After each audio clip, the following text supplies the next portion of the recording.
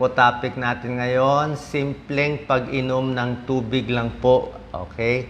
Makakalunas sa maraming sakit. Mga simpleng sakit, kaya nito. Home remedy. Alam nyo, minsan kahit mamahaling gamot, hindi pa nga kaya, hindi pa nga effective. Pero itong tubig, kailan kayo iinom ng warm water o hot water ba? At kailan naman cold water? Tuturo ko po sa inyo, ha?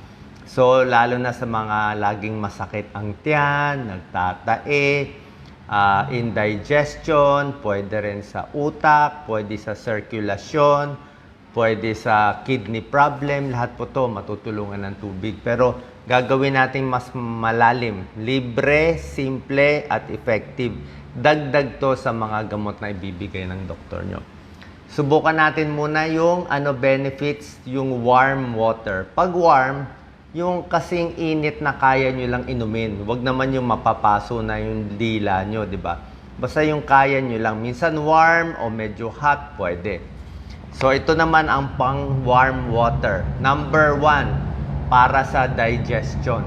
Basta sikmura, nagsusuka, hindi matunawan, parang makabag, o ma-acid, gastritis, nagka-cramps, o hindi mo alam kung na food poisoning ka o talagang masama pakiramdam, kailangan hot water. Okay? Mainit, maganda. Kasi pag mainit na tubig, pumasok dito sa esophagus, sa tiyan natin, sa intestine natin, kakalma. Kakalma yung bituka natin, kakalma yung tiyan. Okay? Kasi warm pampakalma. Pwede ka rin nga maglagay ng warm bag eh. Yung mga hot bag, mga hot pack, pwedeng lagay sa isang lalagyan na mainit. Merong mga nabibili na may rubber, ingat lang hindi mapaso, lagyan ng tuwalya, tapos pinapatong sa tiyan, warm.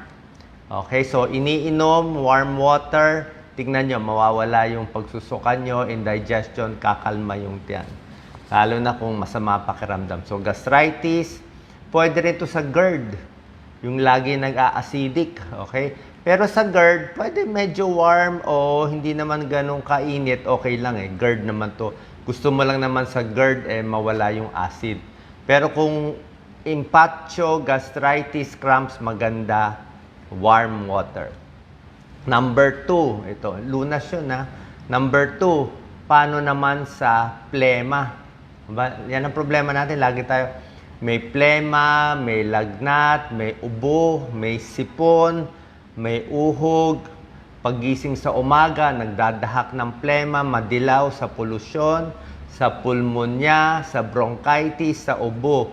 Pampalabnaw ng plema, kailangan mainit na tubig. Okay, kahit anong mainit na tsaa, pwede mainit na lemon water, mainit na sabaw, pwede yan. Pag may plema, may sakit, di ba, mahina rin pakiramdam, laging pagod, maganda rin warm water. Para saan yung warm water? Una-una, pag hinawakan mo lang yung, wala tayong baso dito. Mayari ito. Pag hinawakan mo lang yung mainit na baso, di ba, masarap na. Tapos aamoy-amuyin mo yung steam, di ba? Let's say may sabaw o mainit na tsaa o mainit na tubig lang. Pag walang pera, mainit lang, amoy-amuyin mo lang, di ba? Parang suob na yun eh, di ba? Steam inhalation yun, pampaluwag. Yung iba nga naliligo pa ng mainit, yung hot shower. Yung iba meron pang nebulizer, pareho din yun eh. Ano ba ang nebulizer? Tubig lang naman nebulizer eh, tubig asin. Nebulizer, usok din yun. So ganito, steam yan. So hinahawakan mo mainit, hinilalanghap, tapos iinumin mo.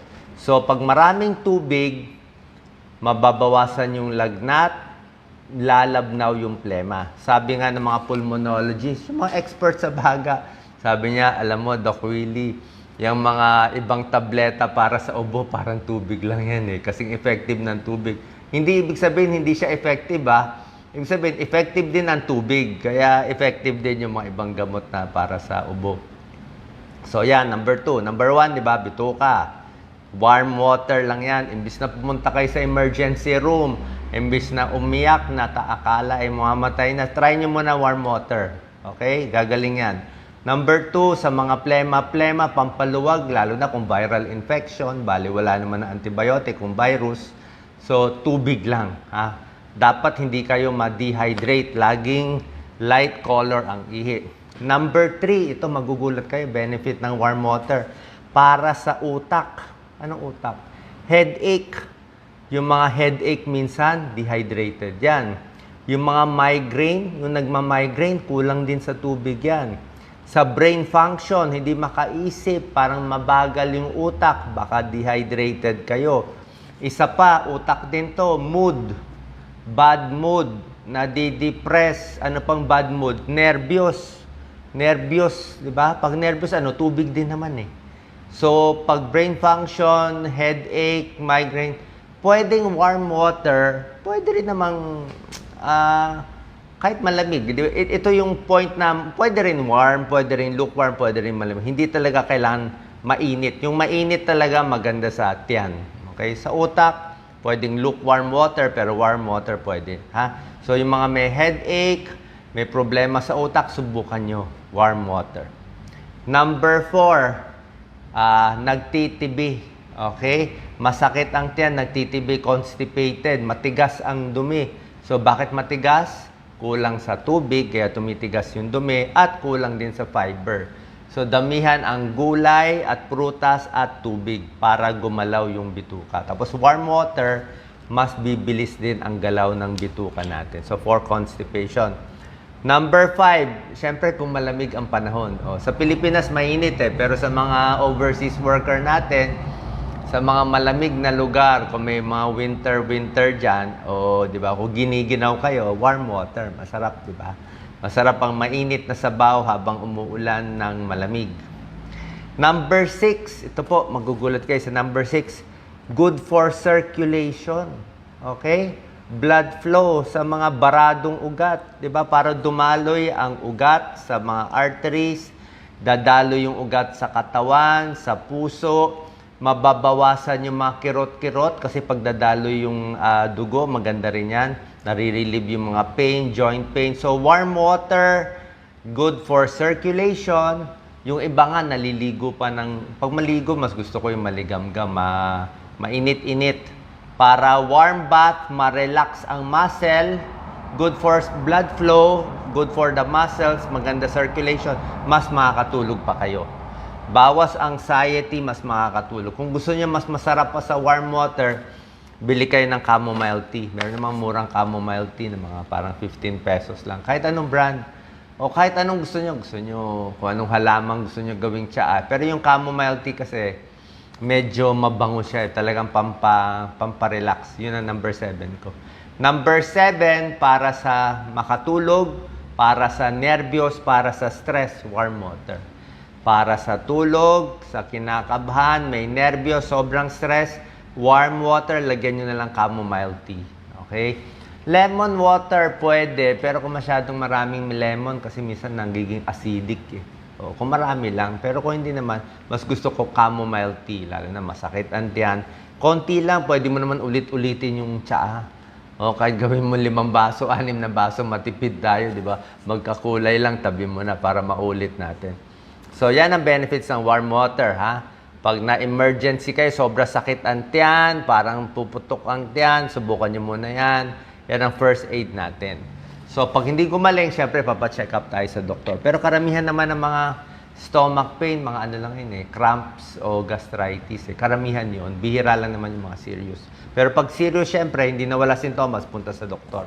Ngayon naman, para saan naman ang cold water? Yan. Sino magbe-benefit sa malamig na tubig? O, ito yung mga benefit, ha. Number 1, maganda malamig na tubig after exercise. Yan. Nag-motor, nagbisikleta, nag-jogging, nag-tennis, nag-basketball, pwede ka cold water. After exercise, workout, ang init ng katawan mo, di ba? Init na init ka talaga. Hot ka sa workout, pwedeng cold water. Wag naman yung may yelo, basta yung tama-tama lang, malamig. Cold water, better hydration for exercise and workout para maka-recover ka.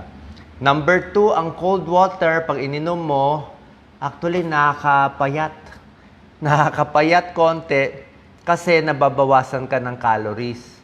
Kasi pag uminom ka ng malamig, di ba, yung katawan natin mainit. Okay, katawan natin mainit, uminom tayo ng malamig, gagawin ng katawan natin, papainitin niya yung cold water na ininom mo.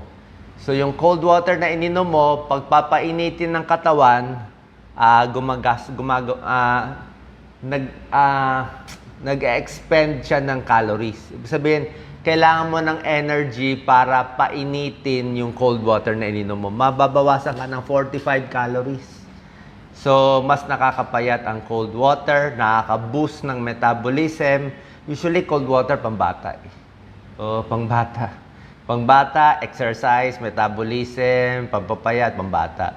Pag may edad, usually masakit ang tiyan, masakit ang ulo. Okay, so pwede yan for metabolism. Number 3, cold water. Siyempre, pag mainit ang panahon, heat stroke. Sobrang init, tanghaling tapat, di ba? Si Doc Lisa, hindi cold water yan, halo-halo yan. Pero pag halo-halo, may ice cream pa, tataba naman tayo, di ba? Kaya ice na lang. So, heat stroke prevention, very hot weather, cold water din. Number 4, pampaganda ng skin. Okay, di ba? Malamig, di ba? Ina-ice natin yung eye bags eh.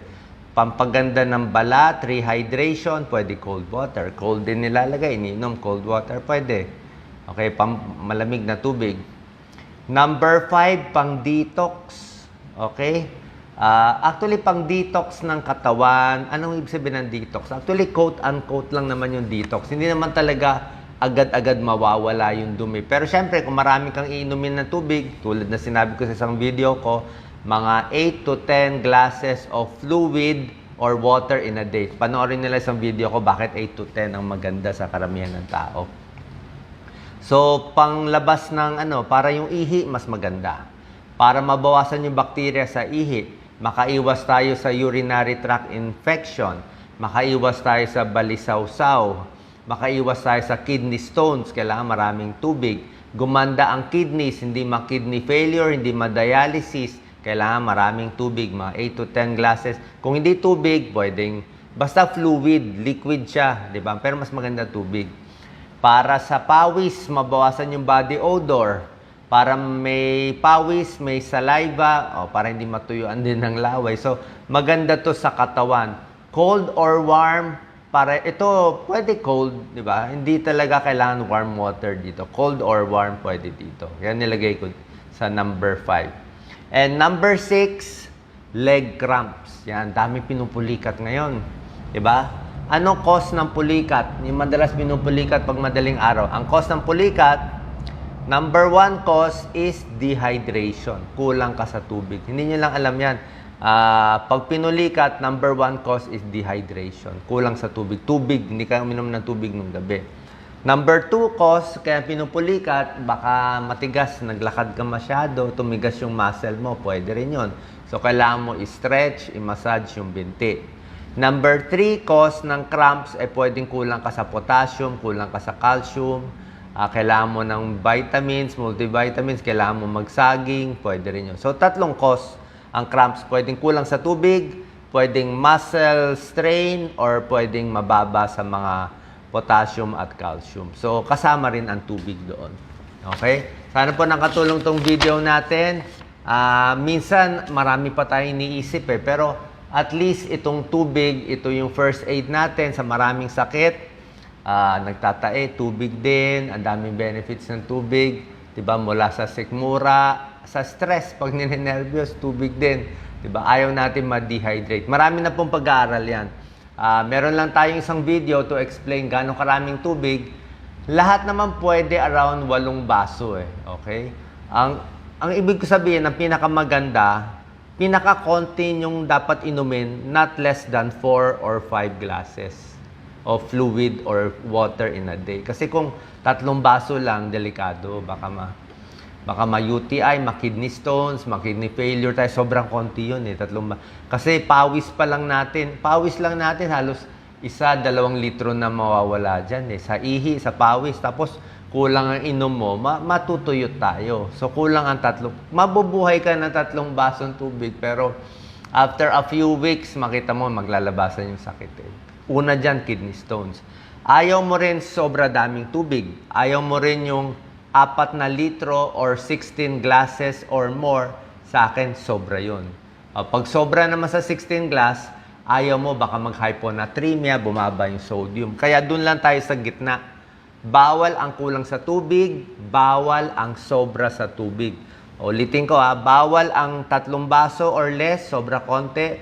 Bawal din ang 16 glasses or more, sobra din yun. Ano ang gitna? Mga 8 to 10 glasses. Babae, payat, 100 pounds, kahit 6 na baso lang ng fluid or water in a day. Lalaki, malaki, 200 pounds, baka 12 glasses in a day. So, depende rin sa bigat ng tao. Depende rin sa exercise, kung laborer, construction worker, lagi na sa araw, pwede 3 litro, baka hanggang 14-15 glasses, pwede rin yun.